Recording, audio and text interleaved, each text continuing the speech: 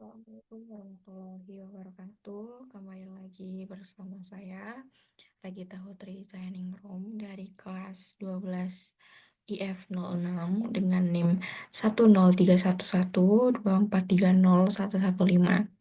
Di sini saya akan menjelaskan mengenai eh, mata kuliah kalkulus tugas sub CLO3. Langsung saja ke soal nomor 1.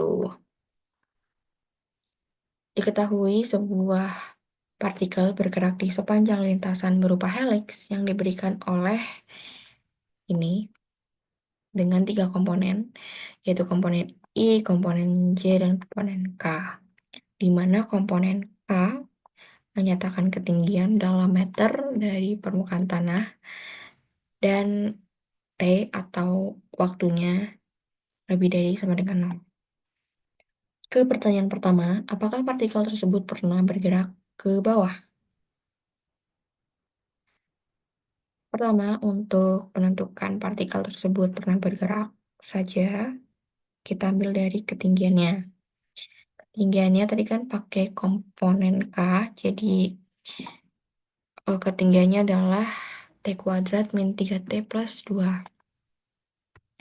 Kita turunkan menjadi 2T min 3.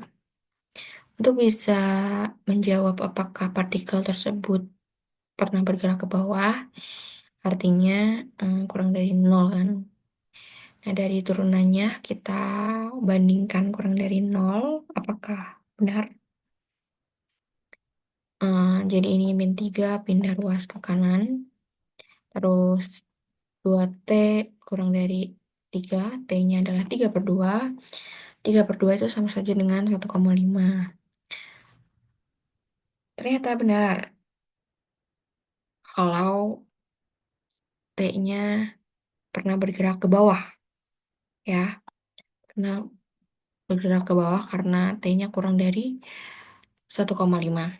Jadi jawabannya ya, partikel pernah bergerak ke bawah pada interval 0, pada interval T lebih dari sama dengan 0, kurang dari 1,5. Kenapa T lebih dari sama dengan 0? Karena yang diketahui tadi T-nya lebih dari 0, lebih dari sama dengan 0. Jadi dapatlah interval segini. Soal kedua, apakah partikel tersebut pernah berhenti bergerak? Untuk menentukan partikel tersebut pernah berhenti, itu ketika semua komponen kecepatannya sama dengan 0. Jadi, semua komponen I, komponen J, komponen K harus ada yang memenuhi sama dengan 0. Atau dengan rumus VT sama dengan dr per dt sama dengan 0. Kita masukkan R-nya, jadi d per dt dari R-nya. Ini sama saja kita turunkan ya teman-teman. Jadi dapatlah ini cos T adalah turunan dari komponen I, min sin T adalah turunan dari komponen J, ini adalah turunan dari komponen K. Nah, kita punya 3 komponen kan guys. Kita harus cek apakah salah satu di antara 3 komponen ini ada yang memenuhi T sama dengan 0. Ya, kita coba masukkan, substitusikan per komponennya. Cos T sama dengan 0, T-nya kita dapat Pi per 2 plus MP. Dapatlah kita dapat ini, tidak ada nolnya. Lalu min sin T sama dengan 0, T-nya adalah NP, tidak memenuhi T sama dengan 0. Begitu juga komponen yang ketiga, 2T min 3 sama dengan 0, T-nya malah 1,5. Jadi di antara 3 ini tidak ada yang memenuhi T sama dengan 0. Makanya partikel ini tidak pernah berhenti bergerak. Seperti itu. Selanjutnya ke soal ketiga, pada waktu berapa partikel mencapai posisi 12 meter di atas tanah? Kita butuh ketinggian ya, ketinggian dari komponen K tadi yang diketahui sama dengan 12 karena yang dicari adalah 12 meter. 12 pindah ruas ke kiri, jadi kita dapat T kuadrat min 3T min 10 sama dengan 0. Ini adalah persamaan kuadrat ya teman-teman. Untuk mencari T-nya, kita pakai rumus kuadrat. Min B plus minus akar dari B kuadrat min 4C per 2A. Kita substitusi, jadilah ini. Kita cari T-nya, dan kita dapatkanlah T-nya sama dengan 5 atau T sama dengan min 2. Karena yang ditanyakan adalah di atas tanah. Jadi, T-nya lebih dari sama dengan 0. Harusnya kan. Nah, dari dua nilai T ini yang memenuhi atau solusi yang tepat adalah T sama dengan 5. Karena min 2 kan kurang dari 0 ya. Jadi, pada waktu berapa partikel mencapai posisi 12 meter di atas tanah eh, saat T-nya adalah 5 detik. Tuh, lanjut ke soal keempat dari nomor 1. Berapakah kecepatan partikel saat berada pada ketinggian 12 meter dari tanah?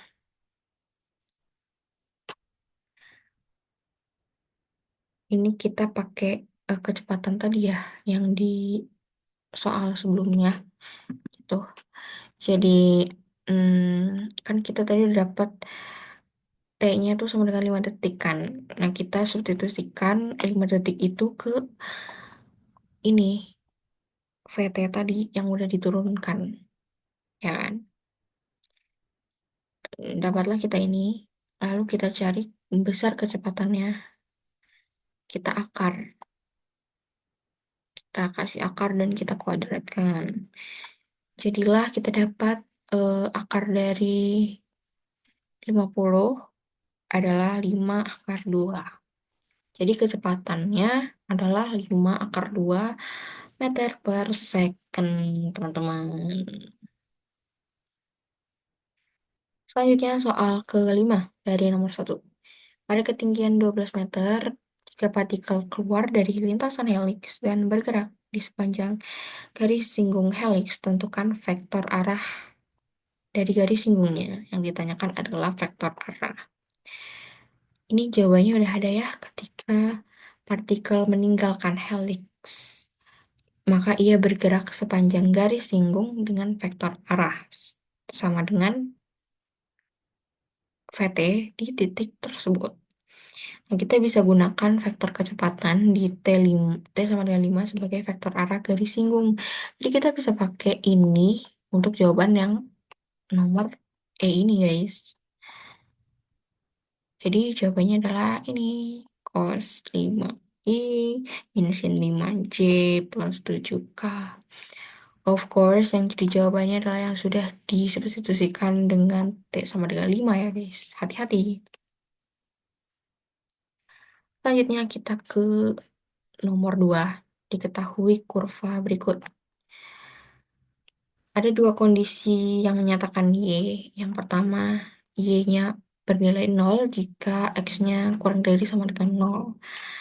Yang kedua, Y-nya adalah X pangkat 3 jika X-nya adalah lebih dari 0. Yang ditanyakan, tentukan turunan pertama nilai Y, nilai Y turunan pertama saat X-nya sama dengan 0.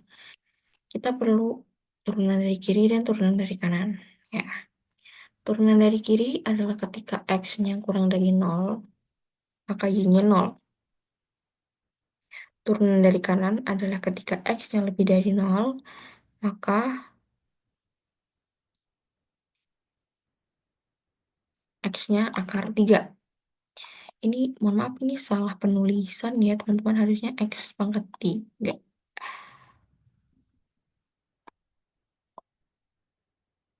Terus kita substitusikan 0-nya ke X, jadilah 0. Enggak ding, bener. Ini kan diturunkan ya teman-teman. Jadi dari X Angka 3 ini kita turunkan menjadi 3x kuadrat. Terus baru kita substitusikan nolnya. Ternyata kita menghasilkan 0.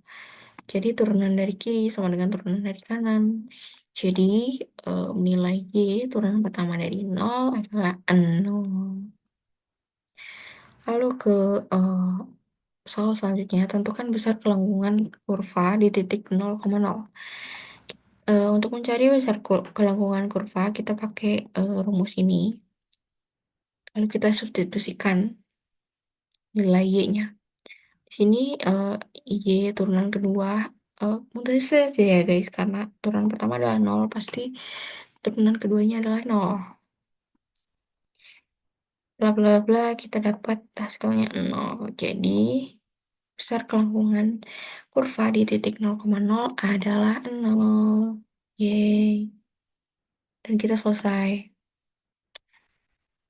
Sekian penjelasan mengenai tugas sub CLO 3 kalkulus, kurang lebihnya. Saya mohon maaf sebesar-besarnya. Terima kasih sudah menonton. Wassalamualaikum warahmatullahi wabarakatuh. See you.